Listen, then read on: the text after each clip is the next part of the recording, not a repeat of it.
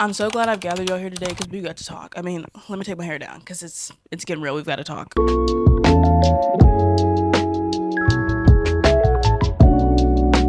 We've got to discuss. Welcome back to my channel. If you're new here, go ahead and hit the subscribe button. It's a fun time around here and I love it here. Today we're going to be talking about BookTok. If you don't know what BookTok is, it is a space on TikTok dedicated to the bookish community. There's TBR videos, reading vlogs, reviews, authors promote their books on there, PR unboxings, hauls, and so much more. Anything about books, that is a space you will find it. Since TikTok is getting banned in the US soon, probably, and is going to go up into flames and will be no longer in America, what better time than now to talk about everything wrong with BookTok.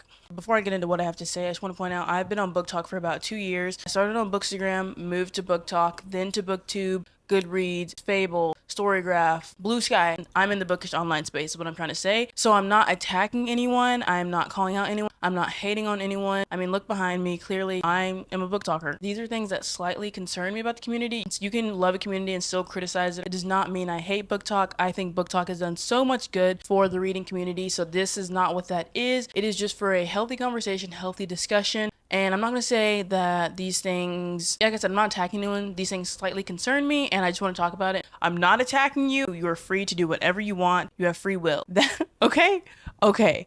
I think I've made the disclaimer clear. Now let's get into it. In no particular order, some things I've seen on BookTok that I'm like, head tilt, eye squint, okay? Also, someone said I talk too fast. I'm sorry. I don't even realize I'm talking so fast. All right, so let's go ahead and talk about the tropification of books. If you don't know what this is, it basically means taking a book, something an author has written, has dedicated so much time to, an author's life's work, and reducing it down to a trope. As in, oh yeah, this fantasy book is an enemies to lovers book. For example, The Cruel Prince. It often gets called an enemies to lovers fantasy book. Does the book have an enemies to lovers trope? First of all, there's no romance until like the third book, and Holly Black gave us crumbs. So to say that The Cruel Prince is just a enemies to lovers fantasy book is no. It's baffling because one, that's not even what it is. Two, it is about so much more than that. Jude Duarte, she's a human living in Elfame. Her parents were murdered by her stepdad who now raises her. He stripped her and her sisters from the mortal world, took them to Elfame, raised them there after he killed their parents. And they just have to be fine with that. Living in Elfame where humans are treated like garbage trash. She's relentlessly bullied. She's trying to make a name for herself, so she tries to become a knight, but Maddox, her stepdad, has every problem wrong with that. Her sister Taryn takes a different route than her. She gets betrayed so many times by people that she trusts. And the most important relationship in that series is not between Jude and Carden, it's between Jude and Maddox. The fact that it's reduced down to enemies to lovers fantasy is just so disrespectful because that's not what it is. That is just an example of the tropification of books. My take on it is, yes, I understand why that makes people upset. I do completely understand because that's not just what it is, but I also do understand recommending books just by the tropes because sometimes that's all I want to hear about a book because I like to go into books blind. So just like give me a little trope and I'll pick it up. I don't want to know. But there are some people that really just think that the Folk of the Air is just a cute little enemies to lover series and that's it. There's so much more to it than that. Holly Black put her heart and soul into that series and I will not hear that it is just an enemies to lovers book because it's not. Just imagine being an author and you spent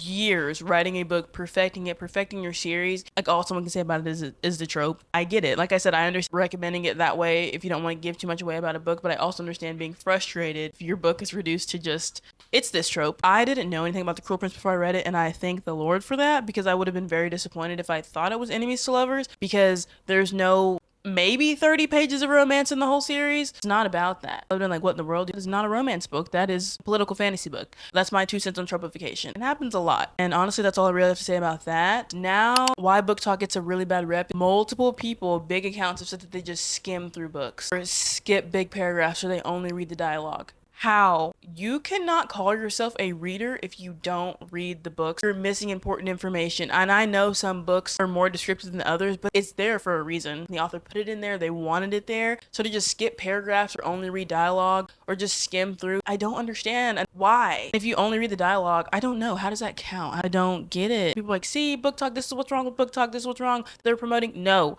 that does not represent us all as a whole. We're not a monolith. That is not everyone on BookTok. Some of us actually read every single word on every single page, okay? We are not all doing that. And if you do that, I wouldn't admit that online because people are gonna have something to say about it. Now, this is one that I have not seen a lot of discourse on, or maybe I've just missed where people are talking about it. There are a lot of, book talkers, book reviewers becoming authors, and I'm one wondering how that is going to work, because we always say reviews are for readers, not for authors. So once they become authors, are they allowed to just post book reviews, especially reviewers who are very blunt with the reviews and don't hold back at all, which I love reviewers like that. Tell us how you really feel. But if you're writing a book and you become an author, it's the spaces, like the lines are getting blurred of what you can and can't say. I'm sure they would feel some type of way if somebody, one of their favorite book talkers that they watched, had something to say about their book, but also that's how the reviewer space works. I'm just wondering, as more and more reviewers become authors, what that's going to look like. Anyone has anything to add to that conversation, I would love to hear it. Let's talk about publishers and their blatant cash grabs. Social media has done a lot of good for the book community, but it's also encouraged publishers to just take advantage of readers as much as they can. And one way they do is having multiple different special editions that they have that has one bonus scene, but every edition, like the Walmart edition, Barnes & Noble edition, every different edition has a different scene, so you have to buy every one if you want to read that. Me personally,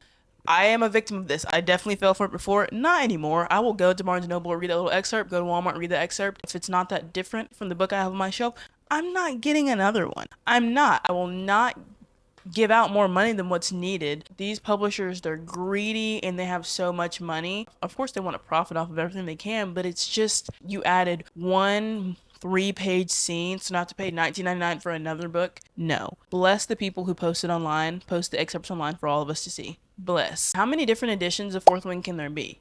How many? I feel like when it comes to special editions, I will go through Fairy Loot or Illumicrate or Owlcrate and see one that I really, really like that I want to have a special edition of, and I'll get one. Now, again, I'm a changed woman, okay? Now, my lights are falling. But now, before, please, you could not have told me nothing. But now I'm just thinking nothing's different. Why am I getting another edition? But when you get one from special edition, like companies, that's all they do is make special editions. They're sprayed edges, a different dust jacket, character art, sometimes a letter from the author and it's signed. I feel like that's a lot more worth it than a 6-page short story that changes nothing about anything. Okay, do you hear me? Okay.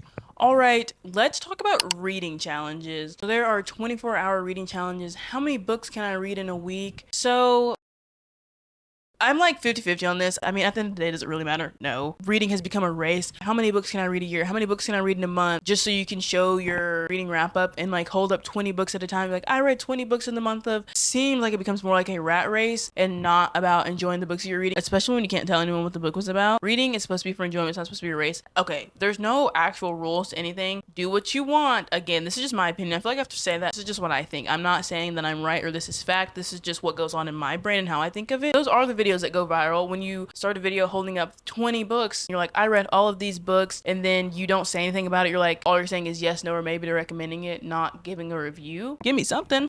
But I mean, the 24-hour reading challenges, I get it. I just want people to know that you don't have to do all that to have a community. You can read one book a month. Your group of people out there, your group of supporters is out there. They will find you. I feel like it's not sustainable to enjoy reading that many books every single month if it's for the sole purpose of saying, I read this many books. I mean, maybe it is. I don't know if I'm articulating it correctly. Read because you want to, not because it's a race, is all I'm trying to say with that. Overconsumption. I know, y'all see the shelf behind me. BookTok definitely promotes, I mean, not all of BookTok, but it can seem that way if you go and you see all these people with huge libraries, so many books. Not everyone has that many books in their home. And a lot of people, including myself, get sent a lot of books for not going out and buying so many books. If you're not getting sent books every single month, your library is going to look a little different. At the same time, it irks me when people are criticized for collecting so many books, because this is definitely a female dominated hobby. Yes, men read too. We know, blah, blah, blah. When people dogpile and hate on a community just for reading books, men will have a whole shrine to a sports team, and nobody has anything to say about that. So whenever I hear people talk about, oh, you have this many books, yeah, I do. I like to read. It also comes to a point when your TBR is just insanely out of hand. I've heard that collecting books and reading books are two separate hobbies. So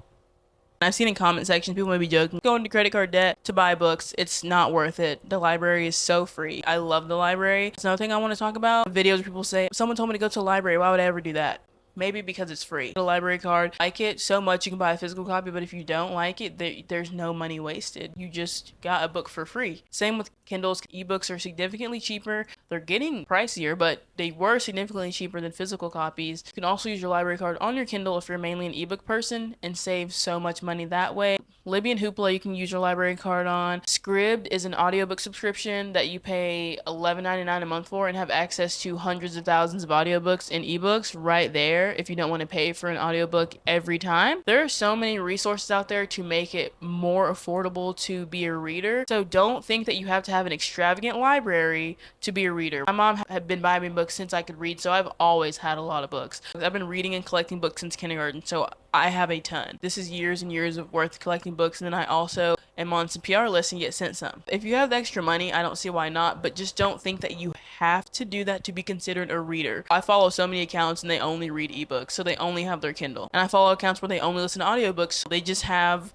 their headphones in their phone, and that's how they make videos, and I listen and watch every one of their reviews just the same. This is a topic that's a little controversial, but I'm gonna talk about it, and that is spice in books. Okay.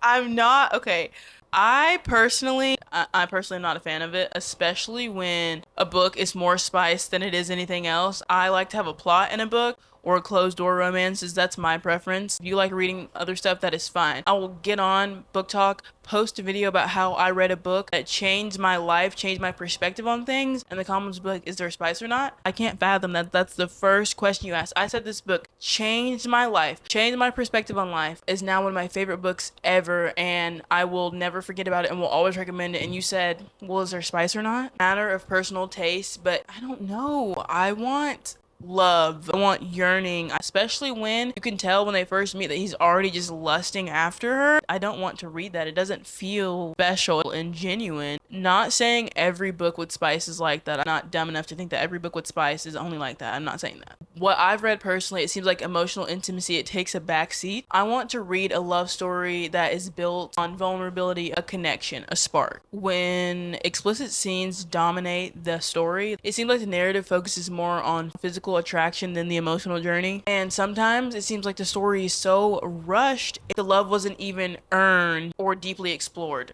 Does that make sense? I'm not criticizing spice or saying you're terrible if you read spice, but sometimes it takes over a book and just leaves room for nothing else. Keyword sometimes. There is something so beautiful about characters that fall in love with each other and they have never touched each other. It's beautiful, especially in a fantasy book where so much is going on around them, trying to overthrow a corrupt government. They're trying to get their rise to power while protecting their siblings or something. You know, the world is ending. You all know how fantasy books are going. They're at war, the world is ending, something extreme is happening, but they still fall in love with someone, whether that be on the same side as them or on the other side, especially then enemies to lovers or forbidden romance where they're on opposite sides of the war and they can only meet up sometimes to talk, and that's all they can do is talk and they fall in love. Yes, thank you. Yes, please. That's what I want to read about. I love that. But whenever it's overshadowed by spice, I can't read it, especially when there's spice. There's like 100 pages of a book. You don't even know each other yet. You just met. Do not want to read that. There's also a lot of pressure on authors. I know I follow a lot of authors in general, but some authors who talk about how they promote their book and all the comments are like, does it have spice? The author says no, and the comments back is like, well, I'm not gonna read it. I will give every book a chance. I'm not into historical fiction, but I picked one up the other day, and why is it already one of the best books I've ever read and I'm only 1/3 of the way through? If you don't give something a chance just because it's not what you usually like, it's just, why not? Get out of your comfort zone a little bit. All right, let's talk about the whole you shouldn't rate a book under 3 stars because it'll make an author upset. So, like I said earlier, reviews are for readers, not authors. I mean, I'm sure if I was an author, I would read reviews about me. I'm sure I would. That is your own decision, and you might hurt your own feelings doing that because not everyone's going to like your book. Not everyone's going to like what you have to say, period. It's as simple as that. I don't think that you should have to spare author's feelings. I will gladly rate a book 1 star if I feel like that's what it deserved. It takes a lot for me, personally, to rate a book 1 star. It has to be, like, so terrible. It's usually a book I should have DNF'd. Alright, now we're going to talk about 2 more topics, I think. Anti-intellectualism. Is BookTok promoting anti-intellectualism? Short answer, no, I don't think so. No, I don't think it is purposely doing that. BookTok and similar online communities has become a hub for readers. On the surface, it seems like an amazing thing because more people are reading, which is an amazing thing. I hope everyone picks up a book and realizes how much reading benefits you. I think everyone should read. But some problems that it has is simplifying complex works. Like I said earlier, the tropification of book. Complex books that deals with intricate narratives, difficult themes, unconventional structures are often just boiled down to like that's relatable or trendy aspects, such as a single trope, a notable character dynamic, when books are so much more than that. But also, book talk, it's like a culture of instant validation. Books are judged by their ability to immediately provide emotional payoffs. This trend skews book recommendations towards works that are easy to consume. Fast-paced plots, emotionally charged but shallow conflict, and predictable resolutions. Complex books that challenge the reader, require patience, or provoke discomfort. They're often dismissed as boring or hard to get into because you're so used to reading simple. I don't want to say simple. I'm trying to think of an example. Oh, I don't know if I want to say an example. I don't know. But the emphasis of instant gratification, it perpetuates anti-intellectualism by discouraging readers from engaging with works that require a little bit of effort to get through. Does it matter if all you read is books that require no effort to get through? No. A lot of people, if they hear, oh, this book is hard to read, this was so hard for me to read, they're not gonna pick it up. And that was me before. I was like, I'm never gonna read Babel by R.F. Kuang because everybody talks about how it's so hard to understand, so hard to read, so hard to get into. But also, I know how to read, so I'm gonna pick it up and I'm gonna read it. And you should too. If anyone's told you, oh, this book is so hard to read, so hard to understand, do you know how to read? You do? Pick up the book. Don't let anyone tell you that. You can read it. You can understand it. If it takes a little longer, then so be it. I do love my fast-paced thrillers that take 2 days to read. I also have no problem picking up a very hefty, challenging read that is 500 something pages that may take me a little longer. It just depends on the kind of mood I'm in. And then lastly, with anti-intellectualism, another way BookTok promotes anti-intellectualism is through its over-reliance on viral trends and viral recommendations. Books that go viral on TikTok are often catapulted to commercial success, not necessarily because of their literary quality, because of their alignment with popular taste and popular demand. Critical voices are often drowned. Let someone have a different opinion about a popular book and everyone is like, you're elitist, you're this, you're that. Like, no, maybe the book just wasn't that good. It's being opinionated, but there are also books that needed to be edited like 10 more times. Another couple rounds of edits because there's so many spelling errors. It's not cohesive. It doesn't make sense. There's plot holes, timeline jumping all over the place. All of that is in the book. Maybe it just was not good. Does that mean the author is a bad author? No, it just means that they needed to spend a little bit more time on the book. And I get wanting to get your book out there immediately because books are trending right now. This topic's trending. This trope is trending. Publishers are picking up this because everyone's talking about it. Like a little bit longer on the book, a few more edits in the book would be amazing. But when you neglect to do any of that, there are so many books I've read, like The Serpent and the Wings of Night. I was getting too worked up. My camera decided to die on me, but we're back. I'm back yet again because my camera died again. I'm not even sure if it got that clip or not. Anywho, I remember the last thing I was saying was some books can objectively be bad. I still think that, and I was using The Serpent and the Wings of Night for example. Did I like that book? No, I did not. I really liked the premise and I wasn't super upset with the writing style. It just seemed like it needed something more. Book 2 I didn't like at all, and that was just plot wise. I was like, Araya, please. I felt like it could have been something amazing. I would like to point out The Serpent and the Wings of Night was republished. I have no clue if anything was rewritten, redone, edited more, anything like that. So it could have been. I read the indie published version. I know sometimes when they go from indie to being traditionally published, things get changed. But there's one example. And then Frida McFadden, I feel like is another one. She writes so many books. I'm not sure if she is writing books and they're being republished or what, but I feel like every other day Frida McFadden has a new release. But period, like Alexander Hamilton, what do you write like you're running out of time? Some of her books need a little bit more. I'm not saying that every book you read needs to be a book that is just critically acclaimed and like needs to be put in a museum for all of us to sit and drool over. But objectively, some books are good and some books are bad. Some of my favorite books are objectively bad. Do I care? No, I really don't. I'm not saying they should win the Pulitzer Prize. I'm just saying when people say, oh, books can't be bad. Yes, they can. I don't even know. I'm trying to remember what point I was even at. Oh yeah, I was talking about anti-intellectualism being promoted on BookTok. It's the decline of critical engagement. BookTok has like an aversion to criticism, which is basically what I just said. Books can't be bad. Yes, they can, whether you like it or not. I don't want to hear people trash my favorite book, but also it's good to hear another perspective because there are some things that you may have never thought about, and you can still rate it 5 stars even after reading 1-star reviews of why it was bad. Because your reviews are for you. Your reviews are how you feel about the book. Some of my most hated books are people's favorites. Just how it goes. Reading is no longer for personal growth or intellectual fulfillment, but instead, it's to signal participation in a trend. Reading is trendy now. And that encourages superficial engagement, skimming through books just to say that you've read it. Read it. Okay.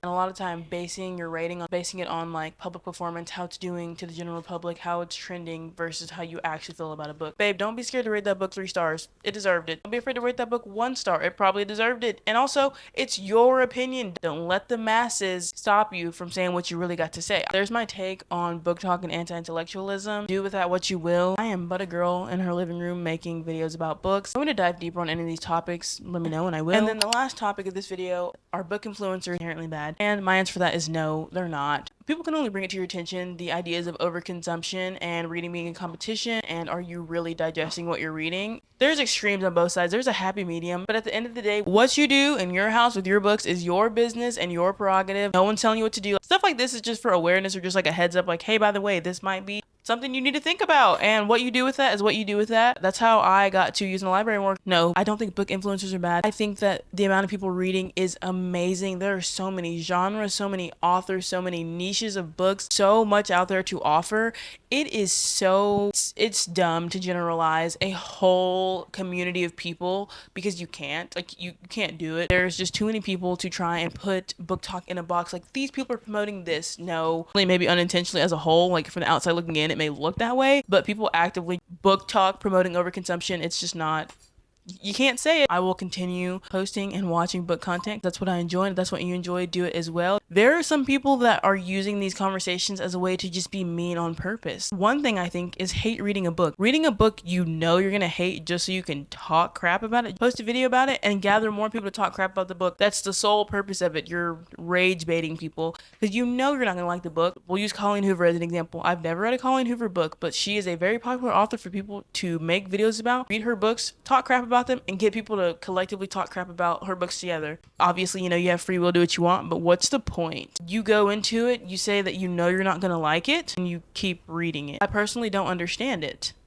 Especially if you spent your money to go buy a book you knew you weren't gonna like. It just seems like rage bait. Another thing is, if you read Colleen Hoover, you're not a reader. Like, if you want someone to branch out of the authors they read, do you think that's the way to do it? You think that's gonna make someone want to read something? If you say, well, you're not a real reader if you read that author, it's giving Mean Girl I don't like it. Like I said, I've never read Colleen Hoover, so I don't know if her books are good. I've seen the movie It Ends With Us, and I liked it well enough, but I would never say someone's not a reader for reading her books. Don't use a good debate, a good argument to be mean. Don't use a chance where you could be recommending someone a different book, a different genre. Don't use that opportunity as a place to just be mean and cruel, because those things like that are just so unnecessary and not welcoming, and why book talk has a bad reputation. There's one more random thought I had. There's another thing going around. I will never read a book with a main character I can't relate to. Girl, please branch out. I beg of thee. That's the last thought I had. And that is all I have to say, I believe, about book talk drama, book talk discourse. There are some really great creators on book talk that I love to watch, that I'm friends with. Anyways, I would love to hear your thoughts and opinions on anything I had to say down below in the comments. And no mean girls or boys. Definitely no mean boys. I love healthy debates, healthy conversations, and I hope this video breeds that, because I would love to hear people's opinions on these topics. Chit chat in the comments. If this is your first introduction to my page, I do other types of videos as well. You should definitely check those out and hit that subscribe button. Thanks so much for watching. Come see me again. Bye, guys.